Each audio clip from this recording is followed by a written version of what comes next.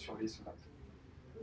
Donc déjà, Trello, en quelques mots, c'est pas très tech, on va passer sur ça assez rapidement, mais notre concept, c'est qu'on se positionne comme expert de la résidence secondaire. On veut les rendre les plus accessibles possibles. On est parti de deux constats, c'est que les résidences secondaires, c'est cher et la plupart du temps sur l'année, une petite partie de l'année, le reste du temps, c'est vide. Voilà, les propriétaires payent les charges plein pot et le prix du bien plein pot aussi. En fait, on découpe les résidences secondaires en 8 parts égales. Chaque part correspond à 44 nuits à consommer comme on consomme sur l'année.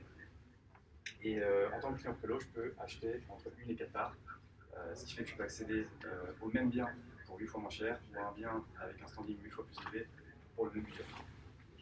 Ça veut dire qu'il y a pas mal d'expertise là-dedans. On recherche les biens, on les meuble, on essaie de faire en sorte qu'ils soient plutôt cool. Et on gère l'intendance et la gestion locative. Donc si vous ne consommez pas vos nuits, on les met sur Airbnb, Booking, pour gagner de l'argent plutôt que de transfert. Nos business units, vu qu'il y a pas mal de métiers là-dedans, c'est là où on arrive un peu sur le découpage. Donc on a un projet, on essaie de le mettre un peu à l'échelle. Donc forcément, il a fallu découper sur des business units, on va dire, ces petits gestes en termes de collaboration métier. Donc on a toute la partie acquisition, sales et marketing, une partie développement des activités, donc toute la recherche de biens et la création de relations partenaires, et la partie property management pour la vie qui va. Donc comment est-ce que ça se traduit côté tech et produit? En fait, on a pris ces 3 business units, on en a fait 3 squads produits tout simplement. Donc on voit ici, à chaque fois, chaque squad a des spécialistes, spécialistes product management, design et intégration.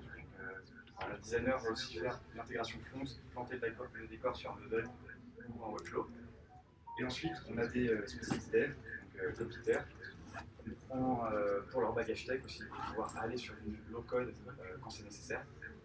Donc voilà, ça c'est une équipe type.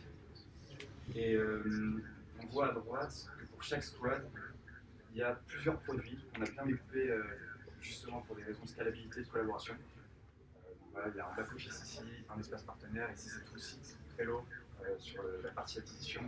Et là, notre app principale, le calendrier de réservation. Ce qui fait 6 apps au total sur notre petite app. Alors là, on a un petit peu l'infrastructure qu'on a aujourd'hui. On a complètement orienté vraiment sur un backend. Et je pense que tout le monde l'ont connu, c'est Xano. Alors pourquoi Xano? Pour plusieurs raisons. Déjà, pour être sûr qu'en termes de collaboration, pas mal de personnes, que ce soit une typologie de profil et accès à l'outil, et puis s'en servir. Typiquement un PM qui n'a pas de bagage technique pourrait s'en servir dans sa équipe, et inversement un dev qui pourra pousser vraiment Xano dans ses retranchements. La deuxième raison, elle est surtout pour la centralisation de nos données. Et, en fait, ce qu'il faut savoir, que là je ne l'ai pas mis, mais j'aurais dû le mettre, mais ça on pourra en parler tout à l'heure, c'est que la plupart des startups, des gens qui commencent sur les outils no-code, ils démarrent. Nous, on a démarré sur Bubble, évidemment, et on a centralisé nos données sur une seule app Bubble. Le problème, c'est qu'une fois qu'on commence à avoir une app, 2 apps, 3 apps, centraliser les données, ça devient un vrai problème. La synchro entre applications, c'est un enfer. Il fallait vite réagir. Donc, ce qu'on a fait, c'est qu'on a complètement restructuré ça. Là, on est à peu près en mois de février, on va dire. Et on a choisi un backend. Même si Bubble, lui, pourrait, selon ce qu'on dit, se suffire à lui-même, mais à un moment donné, il arrive qu'il faut scaler. Pour ça, il faut diversifier un petit peu les outils. Xano, du coup, on est parti là-dessus, pour sa simplicité, même si c'est un outil assez jeune, mais honnêtement, il fait très très bien le travail. On a quand même plein de problématiques, ça on va vous en parler, forcément. Et ça, c'est un peu général à tous les outils de code. Enfin, on est là juste pour en parler, c'est que voilà, quand on a un stack pure dev, on a plein de systèmes et beaucoup de solutions. Aujourd'hui, sur le Metal, on a encore un manque de solutions vraiment pour pouvoir travailler correctement. En tout cas, Xano fait aujourd'hui très bien le travail, on a centralisé les données, on a mutualisé, donc on commence maintenant à avoir une belle synchronisation aussi avec les différents CRM, les différentes applications. On est encore en cours de migration là-dessus, ça demande un travail assez long, c'est plusieurs mois de boulot. Forcément, il faut aussi défaire des habitudes, hein, parce que aussi au sein de l'équipe, il y a pas mal de process dont on va vous en parler, et un petit peu de documentation aussi, parce que ça demande énormément de travail et énormément de process à mettre en place pour en arriver là. C'est vrai que c'est vraiment intéressant le fait finalement de partir d'un outil qui fait tout et de faire son test rapidement avec un outil qui englobe tout et d'un coup partir sur un autre niveau. qui peut effectivement donner plus de complexité lorsqu'il faut ajouter des fonctionnalités. Donc ça peut un peu faire peur parce que ça peut simplement être un peu contre le no-code, finalement, si on se rend compte que ça ralentit le process de création finalement. Mais c'est aussi prendre les meilleurs outils no-code dans chaque élément pour finalement pouvoir scaler et avoir le meilleur de chacun. Donc ça complexifie un peu le process, mais ça reste toujours plus rapide que le code pour faire tout ça. Totalement. Parce qu'il faut garder aussi en tête, c'est que nous, on est aussi un peu en état d'esprit, on va aller le plus loin possible avec le no-code. Si effectivement, je pense qu'aujourd'hui, on est vraiment dans un moment où en fait, on peut arriver vraiment à se rapprocher vraiment des process de dev. Moi, je suis un ancien dev, donc je vois très bien un peu ce que ça peut donner. Voilà, le stack de dev, on a tous les outils qu'il faut pour vraiment arriver à faire ce qu'on veut. C'est vraiment une question d'utilisation et de stockage de outils. En no-code, on est quand même assez limité, il faut essayer de trouver un petit peu le bon compromis entre chaque outil, parce que chaque outil en fait a sa conception. Et c'est un petit peu ça qu'on a essayé nous un peu de mettre comme un terme qui est comme dire, mais de mettre en collaboration,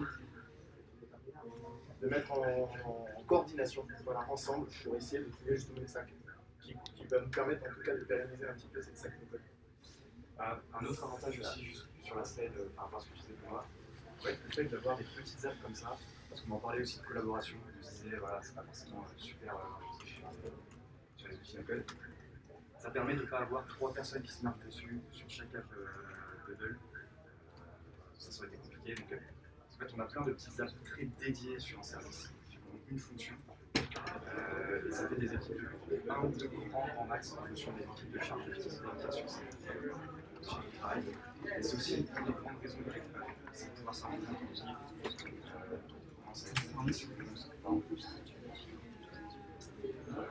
Là, ce schéma, il est un petit peu pour faire un parallèle un peu à ce qu'on connaît en termes de développement avec du code. Évidemment, c'est vraiment l'approche CICD. Là, on est complètement un petit peu dans ce schéma. J'ai mis ce schéma-là pour un petit peu vous illustrer où est-ce qu'on en est un petit peu aujourd'hui, un peu dans notre process et dans notre mise en place. C'est qu'aujourd'hui, en termes d'intégration continue, on arrive. Alors, là, j'ai mis ces éléments-là, mais vous allez voir que finalement, il y a quelques problématiques qui s'y posent, parce que ça ne répond pas. En no-code, c'est quand même assez compliqué. Alors, je pense que tu peux définir ce que c'est que l'intégration continue, pour que tout le monde soit. En vrai, l'intégration continue, c'est vraiment toute la phase qui va consister à produire l'application, faire la phase de test, et faire tout ce qui va être versionning, etc. Grosso modo, hein, là, je vulgarise un petit peu. Et après, il y aura vraiment toute la partie des librairies contenues, donc c'est tout ce qui est déploiement continu. Là, c'est tout ce qui va être concerné le monitoring, la mise en prod, etc. Donc ça, c'est vraiment un petit peu les 2 grosses phases qu'on peut reconnaître un petit peu dans l'intégration CICD. Là, je vulgarise, hein, je ne rentre pas dans les détails. Mais grosso modo, dans un schéma, dans un monde idéal, en fait, on devrait arriver à avoir une équipe de dev qui développe un produit et que tout soit automatisé derrière, le déploiement, les tests, enfin tout ce qu'il faut. Aujourd'hui, dans les outils no-code, c'est compliqué en fait d'avoir une stack complètement automatique. Quels que soient les outils, même les côtés modulaires, en fait, comme chaque outil justement a son propre système de versionning, comme chaque outil a son propre système de test, en fait, commencer à collaborer entre ces outils, finalement, on rencontre une problématique et finalement les automatismes, on ne les atteint pas. Là aujourd'hui, clairement, on est encore sur pas mal de choses en manuel, c'est surtout la partie déploiement et le versionning. Là, en termes de monitoring, on a réussi à automatiser certaines choses, ça on va en discuter, on va vous montrer un petit peu. Ça reste quand même assez manuel, mais il commence à avoir des outils qui émergent qui vont nous permettre un petit peu d'automatiser tout ça.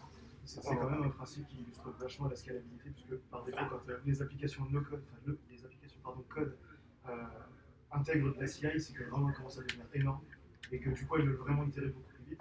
Et sur cette analyse-là, c'est que. C'est l'objectif. Donc là, on est vraiment parti sur cette approche-là parce que c'est un besoin réel. Si on veut aller vite et efficace. Ouais. Parce qu'aujourd'hui, on a un temps en termes de ressources passées par les product managers ou autres qui est considérable en termes de review. Ça va être beaucoup de coude.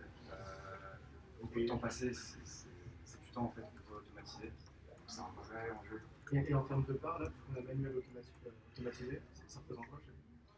Honnêtement, là, on est, je pense, allez, je serais tenté de dire 70-30 ou 60-40. Sur du manuel. Sur du manuel, pour le manuel. Parce qu'il y a encore pas mal de choses qu'on est obligé de faire manuellement. On a ce problème-là, mais voilà. En gros, c'est un peu ça. C'est qu'on a un manque là-dessus pour l'instant. Il y a des outils qui me viennent en tête un petit peu comme Datadog, ce genre de choses. Là, en fait, on est en train d'itérer justement avec ces outils-là, de faire des tests un petit peu pour voir s'ils peuvent répondre à ces problèmes-là. Et on travaille aussi avec vous justement pour voir un peu comment on va un petit peu centraliser, parce que c'est ça l'idée. Le problème aujourd'hui, c'est qu'au final, il va falloir un outil pour monitorer ceci, un outil pour monitorer cela. Enfin, comme chaque outil local est vraiment très spécifique dans son fonctionnement, on est en fait obligé d'utiliser plusieurs outils pour pouvoir faire le travail. L'idée, c'est de trouver quelque chose qui va nous permettre de centraliser et que ça va passer aussi. C'est pour ça aussi qu'on a fait Xano. Parce que Xano, lui, va au moins nous permettre d'avoir une seule interface finalement pour vérifier les données, pour constamment contrôler ces données-là. Donc on a énormément d'automatisme là-dessus.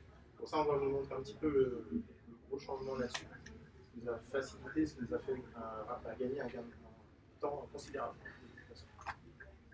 Donc, on va peut-être aussi faire un petit mot sur la documentation, parce que on sait que c'est un des sujets, nombreux sujets que Disney va traiter.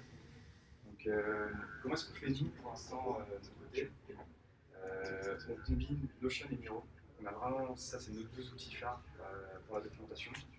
Notion pour les bases de données, le stockage un peu dynamique de toutes nos entrées, et Miro pour tout ce qui va être schéma. Donc en fait, on est peut-être feignant là-dessus, on n'a pas envie de faire des doc Word de 50 pages pour faire des specs.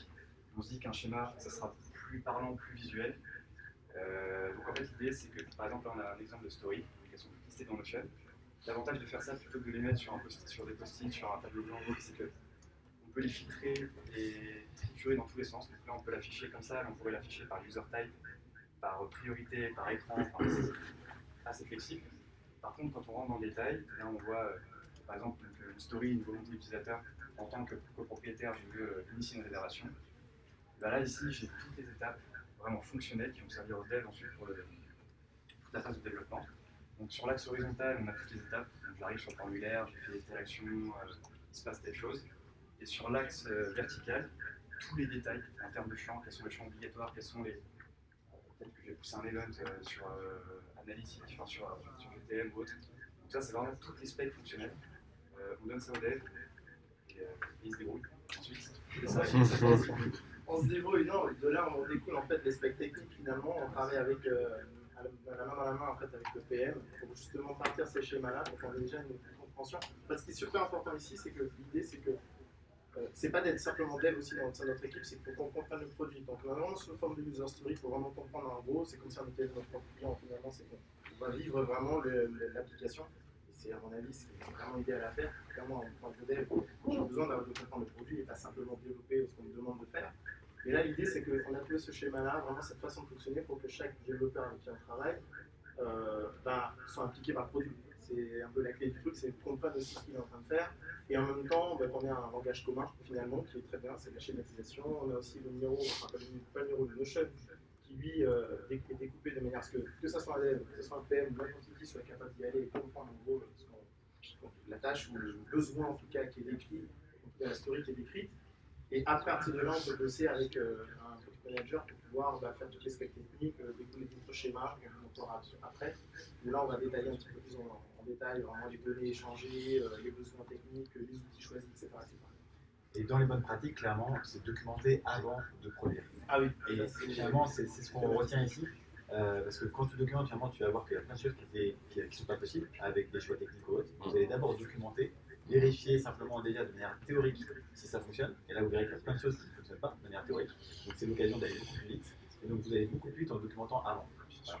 Même sur, déjà pour la partie technique et même sur la compréhension du besoin métier ou des apps, entre ce que vous allez écrire ici, enfin ce que vous allez dire au dev et ce qu'il va interpréter et ce qu'il va faire, il peut y avoir des grands décalages et faire les changements et rattraper ces choses-là pendant le dev, ça prend un temps énorme. Ça prend 30 minutes à faire. Faire une modif alors que le dev est en place, c'est plusieurs fois. C'est comme tu dis, c'est reculer pour mieux sauter là-dessus, faire de la bonne doc avant de se lancer. Il faut se poser, et c'est vraiment dur, de sortir du mode MVP, je vais très très vite, et dire non, d'abord je documente, c'est très très dur, donc il faut vraiment le mettre en avant. Ah si, j'y passe tout carrément. Est-ce qu'on se brosse les dents?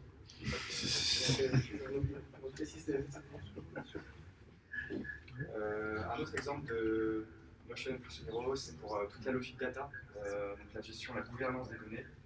Donc ça, c'est des schémas relationnels entre bases de données, entre tables, pour mapper un peu les grandes relations. En fait, ce qu'on fait ici, c'est qu'on s'en sert juste pour les tables. On ne met pas tous les champs, parce que pareil sur Miro, ça serait infernal à entretenir, ça ne serait pas du tout flexible.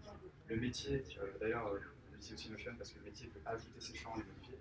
En fait, on met juste les tables. tu peux Faire les demandes d'ajout. faire les demandes d'ajout. Donc on a des vues dédiées par exemple pour le métier pour que tu puisses ajouter des champs. Donc ça c'est juste des tables. Par contre tous les champs sont listés sur Notion. Donc on retrouve la table ici, user, ça correspond à celle-ci. Et là en fait on peut avoir le même nom canonique, donc rationaliser le nom canonique par exemple si vous utilisez plein d'outils, il y aura toujours le même nom sur tous les outils, sur tous les call API.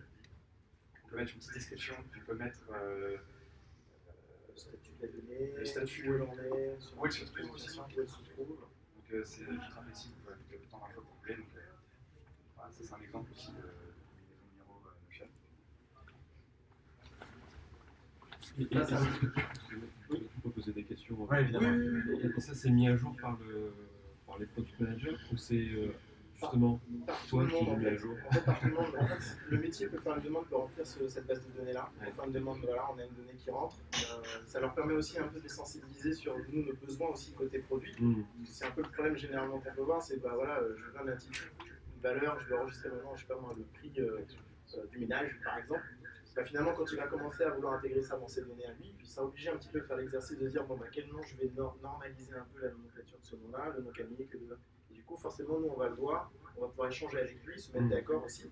Donc, forcément, là, du coup, ça oblige un petit peu à venir à échanger avec l'équipe et pas seulement nous envoyer la donnée. Nous, c'est considéré, une fois que nous, on regarde enfin, le statut de cette base de données, on sait qu'il y a des choses à augmenter, on peut la mettre au planning, la donnée elle est intégrée, et il y a toujours en fait plusieurs étapes pour s'assurer qu'en fait, dès qu'il y a un besoin, que ce soit côté métier et côté produit, parce que nous aussi, des fois, on produit des données, parce qu'on a besoin, c'est des données utiles pour le fonctionnement là, bah, eux, ils sont au courant. Et ils peuvent rebondir en disant tiens, j'ai vu cette donnée-là, elle peut servir. C'est surtout vrai pour par exemple notre code data. Mais par contre, c'est vrai que c'est qualifié par le product manager. Il va le remettre en contexte, s'assurer qu'il n'y a pas de doublon, parce qu'il connaît bien la donnée aussi. Ouais, c'est garde-fou un petit peu. Mais l'équipe tech, oui, ça, on doit le faire, parce qu'il y a des données qu'ils ne voient pas qu'on crée, et forcément, bah, pour moi, avec ce tableau-là, il n'y a pas d'excuse. S'il y a des données utiles, on peut en discuter. Et se donner la visibilité. C'est juste de la rigueur. Ah, c'est purement de la rigueur du process. C'est comme se brosser les dents. Il faut dire à la carte. C'est un peu ça. Je garde ce parallèle parce que je trouve la main en main. Et c'est aussi pour ça qu'on a commencé à développer un système qui permet d'alerter dès que le schéma change dans la donnée. Et au moins, ça alerte tout le monde. Attention, il y a une nouvelle donnée, une nouvelle table qui a été créée quelque part. Et au moins, toute la team est au courant, c'est parti de cette alerting. Et ça, c'est cool parce que c'est vrai que la rigueur, forcément, on essaie d'en avoir au maximum, mais j'espère que vous avez lancé. Un jour, je faisais le petit bras robotique qui le fait tout seul. C'est ça en fait. Donc là, on a un peu un exemple un petit peu. Bon, sur la droite, on a en fait on a détourné un peu, je ne sais pas si vous connaissez le BPMN, c'est un schéma qui est assez connu, qui est assez classique pour décrire tout un process. Nous, on appelle ça le TPML chez Trello. Ça, c'est un technical vraiment schéma technique. Pour là, du coup, on va vraiment rentrer dans les détails en indiquant exactement dans quelle strate en fait, la donnée va transiter. Si vraiment elle part de telle application, elle part sur Zano, elle va interagir avec Smiley, éventuellement partir en alerting sur Slack, dans une conditionnelle, en fait, etc. Et là, on a vraiment tout le processus d'une donnée en fait, qui va vraiment partir en fonction de besoin. Effectivement, c'est la création d'une réservation. Là, du coup, on va vraiment décrire pour chaque fonctionnalité utilisateur tout ce qui va se passer et par où va transiter la donnée. Ça nous permet vraiment de tout d'avoir. Ça, c'est vraiment typiquement un spectacle qu'on a. C'est sur ce schéma-là qu'on va se baser pour faire notre intégration. Et c'est avec ça que c'est ce support-là qui va nous permettre aussi de discuter un peu avec le PM pour qu'on ait surtout un support commun de compréhension. Donc, comment on va fonctionner techniquement finalement, en même temps la story qui a été définie au préalable. Donc voilà, c'est un peu, et ça nous permet en même temps, le dev, à partir des user stories justement, de partir sur ce schéma, c'est lui qui le fait, et à partir de là, on est sûr qu'il est compris déjà un besoin, et puis deux, le développement lui sera nickel. Ouais. Et du coup, toutes ces bonnes pratiques, on essaie de les documenter un peu côté Notion. Pareil, on a une base de process. Par exemple, les règles et bonnes pratiques de Bubble. En fait, ce qu'on fait, c'est que quand on va dans le process, ça c'est un petit tip côté Notion, c'est que plutôt que d'avoir pareil un document de texte assez long qui est dur à entretenir, on découpe ça en micro-guides, micro-playbook, avec un statut de traitement, de quoi il sert. Comme ça permet à l'équipe de venir, ok, j'ai besoin de telles ressources, j'ai des micro-guides, je peux les utiliser. Et quand on va dedans, là on a les screenshots, on a quelques bullet points, comment le faire, etc. Et ça on essaie de le faire pour le dev, pour l'intégration, pour les PM, pour les virtual sprints, tout ce qui peut passer en process et se standardiser au sein de l'équipe.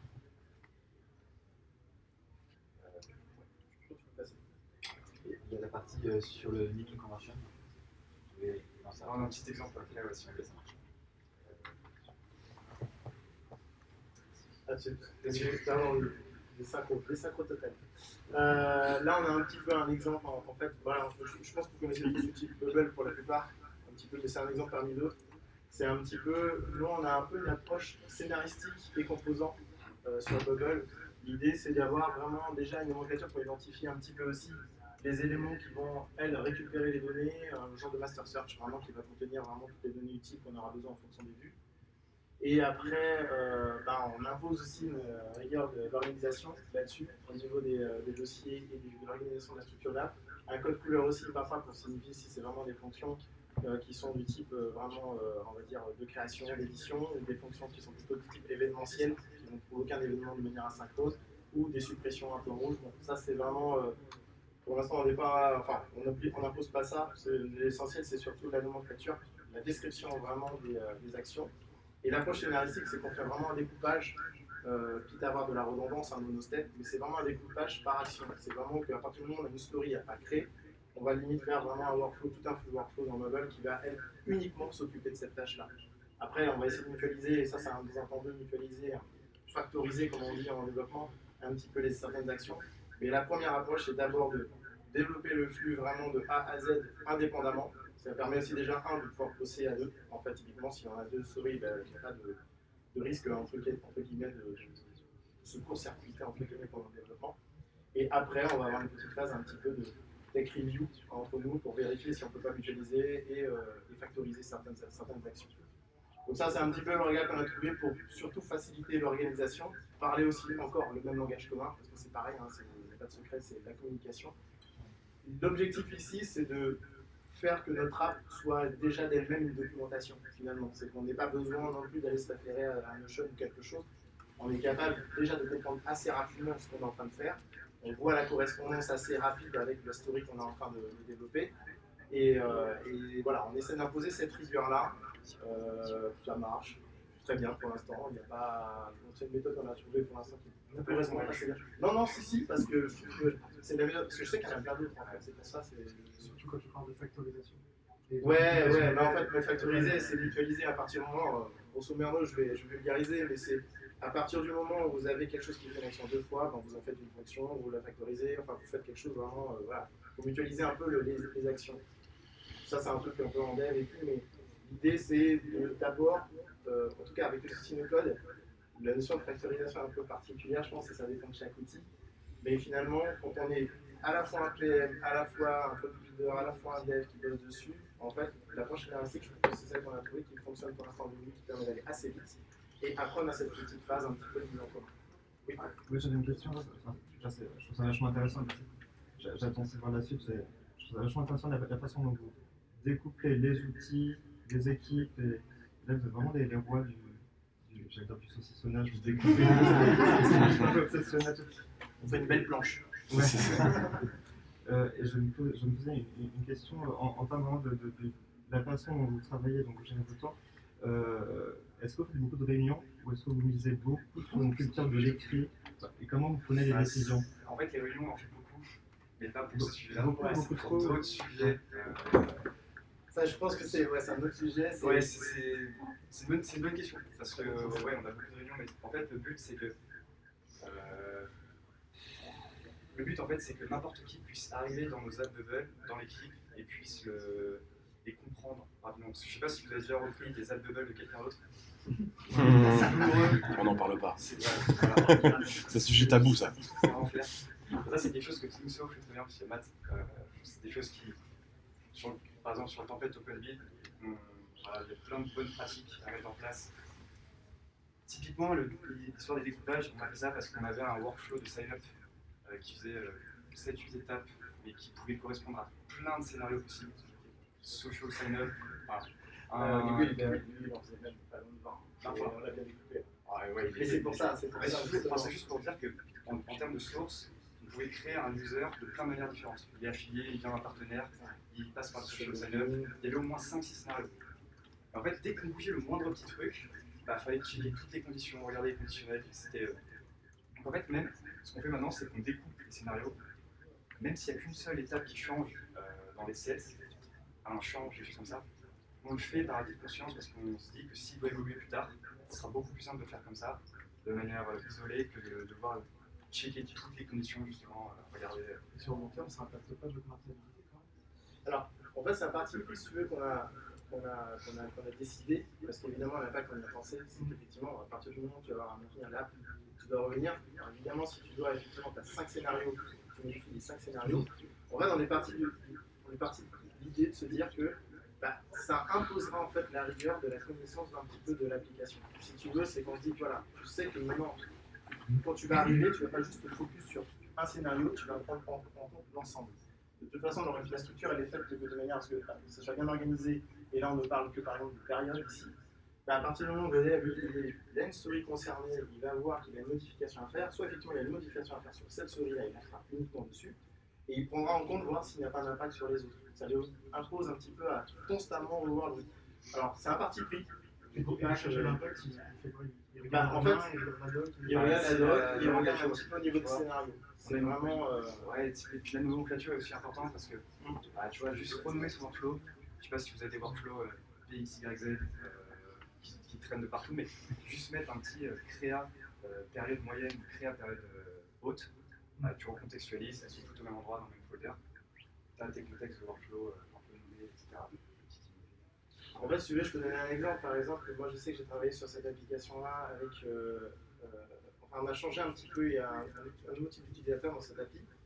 Et il y avait toute une phase d'annulation de réservation.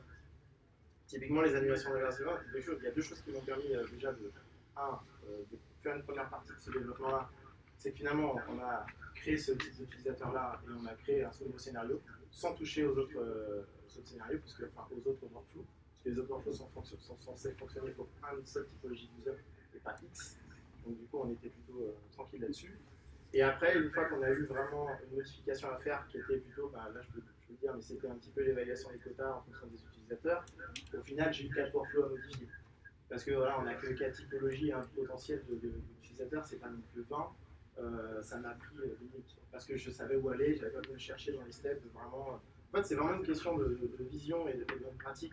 C'est peut-être pas forcément la bonne, pour nous en tout cas ça fonctionne assez bien, parce qu'au moins ça permet une lisibilité, c'est surtout en fait là où on va mettre l'axe, c'est la lisibilité, c'est se dire que déjà, on est sûr que la personne qui vient développer va comprendre ce qu'elle va toucher, et elle a l'obligation de prendre en considération l'ensemble, et pas uniquement ce qu'on lui a demandé. Donc ça permet un petit peu de se rafraîchir aussi, c'est une vision, franchement c'est une vision, et pour l'instant ça marche assez bien. Il y a plein de questions. Il n'y a pas de circuit ou de pression du métier qui t'obligerait à réagir dans l'instant, on vient de voir toi dans un Ah non, ouais, ça pas passe par un encore PM qui tout le monde est informé. Qui est est calme, s'en faut. Pourquoi ça manque justement de. En fait, le métier ne vient vraiment pas dans Bubble. Oui, mais c'est par rapport à cette demande. Et par rapport à la demande, en fait, s'ils émettent une demande, nous on va la traiter, la prioriser et se dire on va la traiter au plus vite. Et après, ça, c'est vraiment plus de la tambouille interne. Comment est-ce qu'on va concevoir le fonctionnement interne de l'équipe produit, si tu veux. Mais honnêtement, l'avantage, si tu veux, c'est que ça peut nous arriver de travailler avec des freelances qui, eux, ne connaissent pas en fait, l'application. En fait, avec ce type d'application et ce type de structure-là, ils rentrent très rapidement dans l'application. C'est parce que honnêtement, il n'y a rien d'user, parce que vous avez dit tout à l'heure, il y a rien d'user, d'arriver dans une app, c'est nommé n'importe comment, donc on comprend ce qu'on fait. Il faut forcément se référer à l'ancien dev. Moi, je sais que je peux confier cette app-là à un dev qui arriverait, qui connaît un peu de Bubble, en lui expliquant juste rapidement en 2 mots, concentre-toi sur les workflows qui sont précédés de ta période, typiquement.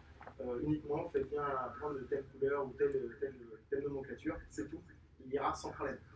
Ça lui évitera de chercher, ça lui évitera de se tituler ou de moins de me solliciter alors que j'ai autre chose à faire et de dire bon moi je peux rentrer rapidement, ça me prend 10 minutes à l'intégrer dedans et ça nous évite des échanges à faire. Après, non, je pensais que je crois que. Ouais, j'avais une question. Moi, le sujet du naming est par exemple un sujet que je trouve hyper important. Là, de ce que je vois en fait sur l'architecture, vous avez plusieurs types de naming en fait qui est là. Vous avez du underscore, vous avez de l'espace, vous avez du camel case. C'est en anglais aussi, alors que vous avez une doc en français. C'est toujours hyper dur d'être consistant, on est d'accord. Je veux pas faire poil à gratter, mais du coup, par exemple, est-ce que ce qui est C'est vrai, je m'entends. Ok. Ce qui est en camel case, c'est différent par exemple de ce qui est en underscore, où en fait on se chauffe comme on veut sur.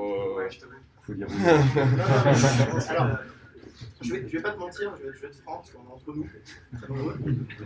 Quand je suis arrivé, le truc que tout le monde fait en bubble, c'est de nommer ses tables de données avec des termes français. Ouais.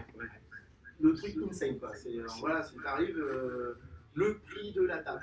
Ok, super, ça c'est un champ. Déjà, quand tu sais la conséquence que ça peut avoir sur les API et machin, en fait, la consistance, c'est en cours. C'est en cours parce que, évidemment, il y a plein de choses à prendre en compte. C'est déjà le discours qu'on a avec l'équipe métier. On pourrait décider.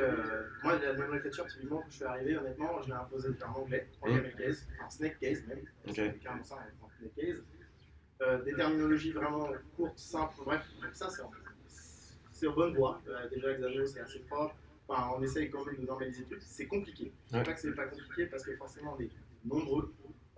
Quand tu commences à avoir une demande, par exemple, c'est pour ça c'est qu'on a montré le doc sur la base de données. La demande, ça nous permet nous de vérifier déjà que la demande n'est pas aberrante, que les déjà est aberrante, et après on définit ensemble un peu le nom canonique. Ce que j'appelle le nom canonique, c'est vraiment ce qui va être utilisé dans les API, dans l'échange en base de données, etc. Et à partir de là, on est quasiment sûr que progressivement cette consistance on va la gagner. Là aujourd'hui, effectivement, il y a de l'inconsistance, ça c'est clair, on ne va pas se mentir. Parce que forcément, on est jeune aussi, et puis au début, il y a tout le monde qui faisait un petit peu sa sauce. Mais là, avec Nico, on travaille vraiment pour imposer un petit peu ce système-là, pour déjà que les gens avec qui on bosse, que ce soit un PM ou un freelance, autre chose, utilisent ce système-là, ce process-là. Après, tu as la consistance pour la gagner. Et tu as des standards, tu vois, par exemple, sur les workflows, ça sera toujours en majuscule. Ça, c'est comme, on a des logiques, tu vois, sur les search. C'est vrai que c'était subjectif sur les contextes qui sont documentés dans les process. Et on a nos composants, tu vois, il y a cette rigueur de se dire, ça c'était c'est comme les master search, c'est des listes qui préloadent de la donnée sur la page. Ces composants-là, c'est la même chose, mais pour des données uniques, donc c'est des groupes, plutôt que de réutiliser des expressions, tu sais, 10 fois la même expression sur la page, on stocke la donnée une fois et puis on l'appelle. Bah ça pareil, il faut qu'il y ait la rigueur d'avoir toujours cette nomenclature qui est documentée dans un doc de process d'une nomenclature. Donc c'est disquette quelque chose. Et je dirais aussi également que finalement tout ça, lorsqu'on voit ça, on se dit c'est un peu dur de se lancer, de faire tout ce nommage finalement. Et c'est vrai qu'il y a, et le pire c'est qu'il y a plein de templates sur le store de Bubble, là, vraiment Bubble, qui sont pas du tout bien faits. Du coup tu lances à l'extérieur un truc et en fait c'est pas du tout bon. C'est vrai qu'effectivement inciter sur le template de Tixo, ça fait vraiment partie des agences qui finalement ont vraiment réussi à faire de l'image pour eux déjà, pour que ça fonctionne bien pour eux. Et du coup qui partagent toutes les bonnes pratiques. Et donc, en reprenant finalement ce que fait OpenBuild, vous avez tout de suite déjà plein de choses de nommage, de manière sur les workflows, et c'est hyper intéressant. Donc, évidemment, il ne faut pas se lancer dessus en tant que débutant, il faut bien comprendre comment ça marche, parce qu'il y a pas mal de choses un peu complexes sur les workflows. Mais effectivement, en termes de bonnes pratiques, c'est hyper intéressant. Donc, voilà. Et la doc de Tixo sur son template est aussi hyper riche pour finalement comprendre pourquoi ils ont fait ces choix-là, comment ils ont nommé tout ça. Donc, hyper intéressant. Je rajouter un petit truc là-dessus. C'est vrai que nous, c'est assez intéressant, vu que ça a été développé en agence, mais justement de voir que maintenant ça touche aussi. J'aime bien ce que vous disiez sur le langage commun. Je trouve que c'est vraiment la difficulté. Alors, c'est en même temps la beauté de Bubble qui va aussi loin que ça, où finalement on peut faire la même chose de 10 manières différentes, mais il y a un moment, il y a un langage commun. Je serais curieux si, est-ce que vous avez ces mêmes pratiques, je voyais sur Xano par exemple, est-ce que c'est différent, est-ce que ça me paraît plus, je ne vais pas dire facile à faire, mais plus centralisé. En fait, c'est très spécifique, c'est très... en fait, normaliser un peu d'un outil à l'autre, moi je trouve que c'est extrêmement compliqué. On essaie de le faire, mais au final, tu te rends compte que tu ne peux pas appliquer en fait à une typologie, on va dire, d'objets ou un workflow sur les mêmes pratiques au final. Oui. On le verra, on a quelques captures Xano, et ça fait partie un petit peu de l'éducation interne au final. Là, on est encore assez jeune là-dessus. On hérite un petit peu des mauvaises pratiques de démarrage, ça on va pas se mentir, c'est le cas de tout le monde de toute façon. Donc progressivement on essaie d'un petit peu de lisser ça et de faire disparaître ça. Donc ça on y vient progressivement, parce qu'à côté de ça on a quand même un taf qu'on produise. Hein. Mais du coup tout ce qui est nouveau en tout cas applique ces bonnes pratiques là. Par contre tout ce qui est un peu legacy, forcément il faut tout le temps pour machin, ou alors on se dit qu'on le laisse comme ça. Forcément ça laisse un petit peu en gros c'est une contrainte de temps et d'aménagement. Mais clairement, après, essayer d'appliquer ce même principe-là, le scénaristique aussi dans Xano, on essaie de le faire. moins évident. Mais on arrive à le pas fait faire. de la même manière. C'est pas fait de la même manière. En Les fait, outils sont différents en termes après, de logique. On s'adapte aussi au Observable, il a sa propre conception sur les bases de données, c'est que ça soit super optimisé, il faut découper. Ça ne sera pas les mêmes méthodes, forcément. Du coup, c'est vrai que chaque outil, comme tu dis, chaque outil a un petit peu son écosystème, son fonctionnement, et on essaie de s'adapter. C'est ça vraiment, je trouve, la grosse difficulté avec le Universal. Ouais, j'avais une question par rapport à votre page de workflow assez rapide. C'était juste de savoir si vous utilisiez aussi les notes et les commentaires sur les workflows et sur les étapes. Est-ce que vous aviez une organisation spéciale? En fait, on ne le fait pas tout systématiquement parce que après, si tu te retrouves avec trop de docs à droite à gauche, c'est compliqué. Si on a besoin, là on est plutôt vraiment sur de la documentation du numéro. Si on a besoin de documenter une étape, donc une story, une vidéo story, on va le faire. Moi je sais que je le fais pour moi. On est 2-3 à le faire en interne. La seule condition de ça par contre, c'est de se dire que, attention, et ça on va vous expliquer après, on a une espèce de phase de mise en prod, qui fait que dans cette transition-là, il faut qu'on enlève tout ça en fait. On dédocumente. Toute cette partie-là, tout ça reste public, c'est à noter, on peut dire ce qu'on veut dedans et même laisser des trucs qu'il ne faut pas. Ou même des indications de fonctionnement de l'application qui n'ont pas lieu d'être. C'est un petit peu ce que moi je reproche, en tout cas pour rester un peu parler de Bubble, c'est que finalement je ne comprends pas pourquoi quand on passe en live, ils n'enlèvent pas tout ça automatiquement. Ça devrait être cleané en fait. Et c'est à nous de le faire finalement, et c'est assez rapide, c'est pas marcher. Mais ça demande un petit peu de travail. La seule rigueur, encore on revient un petit peu à la rigueur, c'est-à-dire que on a notre, on est en phase de développement, dès qu'on a terminé, on enlève la note. Mais par contre, la note référence, c'est vraiment ce qu'on a sur Miro et sur les specs. C'est vraiment ça notre référence. Non, c'est propre des C'est pour ça développeurs qu'on a eux-mêmes. pas cette partie-là. Moi, je le fais parce que ça m'est très utile. Et tout de suite, je sais, je regarde la note, je vois qu'il y a une petite bulle qui est la note. Je regarde, ok, j'ai oublié de faire ça, je le fais, c'est parti. C'est une question de là pour on laisse un peu de flexibilité finalement à chacun aussi d'utiliser l'outil, parce que c'est un peu l'avantage et l'inconvénient de ces outils-là, c'est que tu peux tout faire bien, mais aussi n'importe comment. Mais par contre, tu peux faire quand même beaucoup de choses. Donc, du coup, on essaie un petit peu de normaliser certaines choses que nous, on a besoin pour que la partie PM, les devs et la partie métier se comprennent. Le reste, après, on est assez flexible. Ouais. Beaucoup de questions, ça les rend plus. Moi, je trouve ça hyper important, la question de la normalisation, de la consistance, du engagement pour scaler ces questions critiques. Et je me posais une question sur entre la documentation de la code privée et la documentation UX pour décrire des user journals qui sont des métiers différents. Est-ce que vous arrivez justement à trouver une fluidité pour que... Comment vous intégrez aussi l'UX pour que la documentation soit... On n'a pas montré toutes les étapes complète, forcément du produit pour faire les zooms, mais en gros, si on les décompose, on a des stories, des user flow. Ça nous permet de faire des maquettes, des wireframes Lofi. Ouais. Ensuite, on fait des maquettes un peu plus poussées, on fait des user tests sur des prototypes. Une fois que ça c'est validé, on fait des maquettes design avec tout ce qui est standardisé côté design system.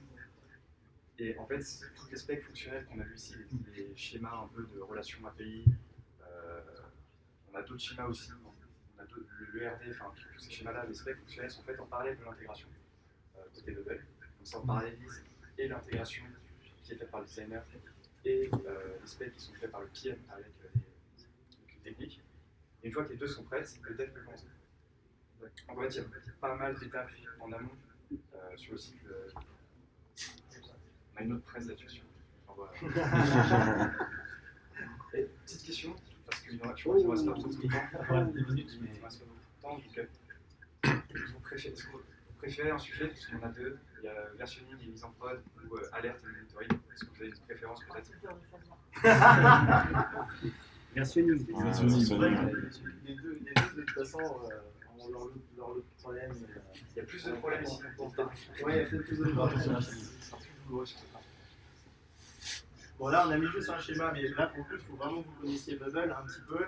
Et ce qu'il faut voir ici, c'est qu'on a essayé un petit peu, et ça fait partie aussi, on a des choix aussi par rapport à Xano, c'est que finalement, on a retrouvé un petit peu des points communs entre Xano et Bubble. La notion d'environnement live et environnement test, finalement, ce sont des variables qu'on peut passer entre deux outils de code.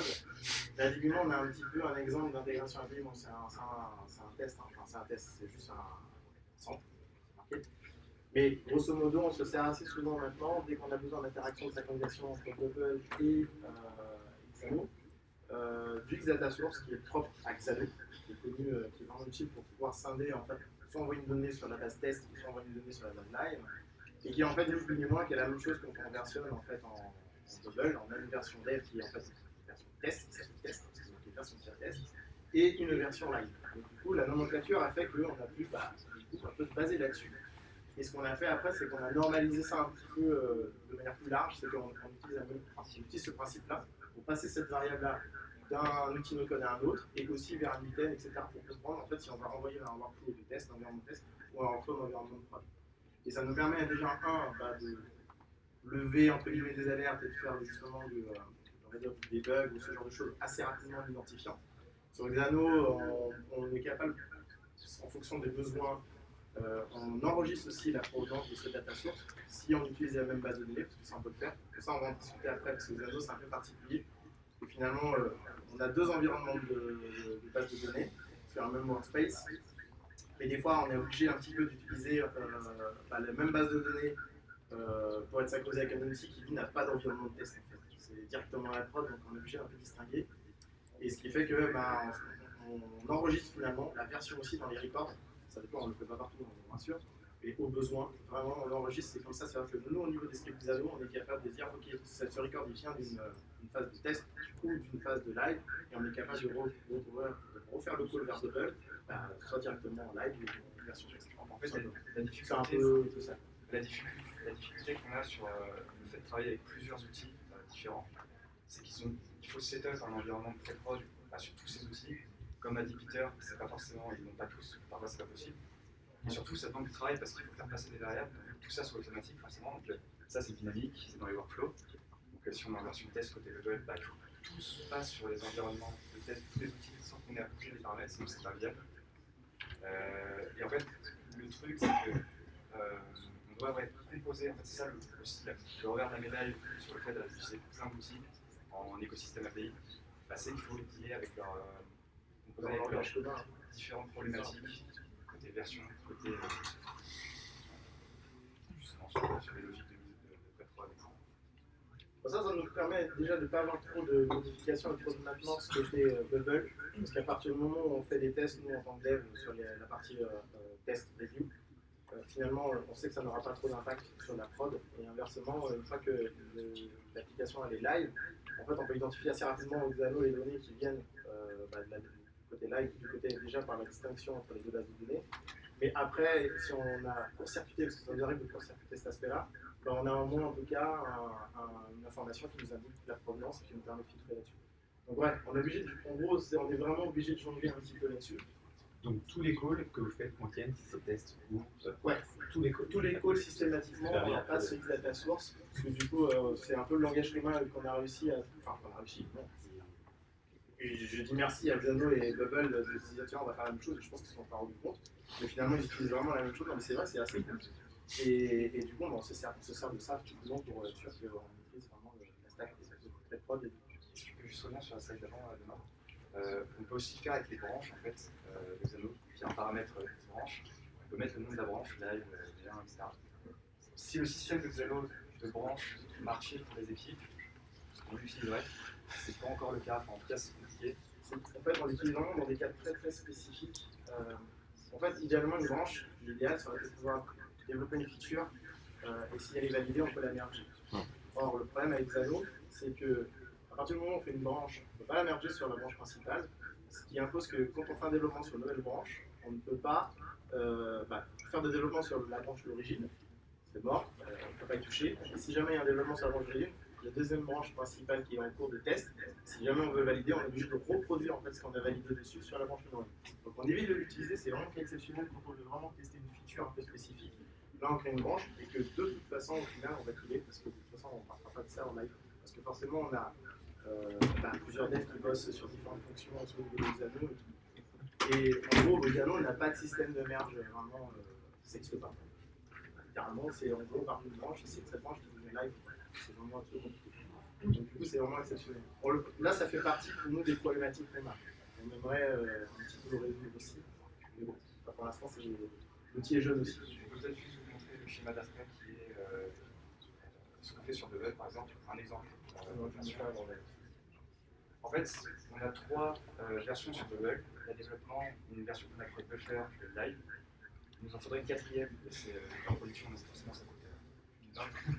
Pour avoir une nouvelle branche de review. En fait, ce qui se passe ici, c'est que la branche développement, c'est celle qui est le plus proche du live. Quand on démarre un nouveau dev, on passe sur Buffer, c'est-à-dire que le dev va bosser sur un gros chantier côté Buffer.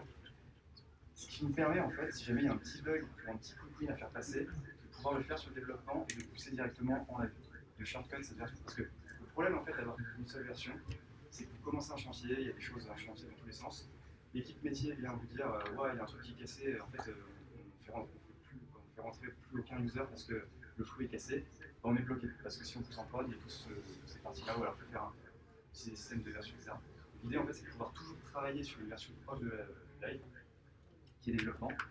Le problème là-dedans, c'est que le merge côté Bubble, c'est tout ce que c'est un peu flippant. Il se passe cette partie-là qui est une merge manuelle.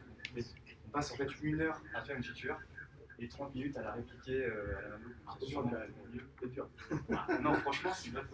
Ça dépend, ouais. C'est pas si t'as Johanna qui tu l'entends, tu vois, genre, c'est vraiment un pain point, par exemple. Et ensuite, quand c'est live, on refait une synchronisation sur le développement pour retourner pour ceci.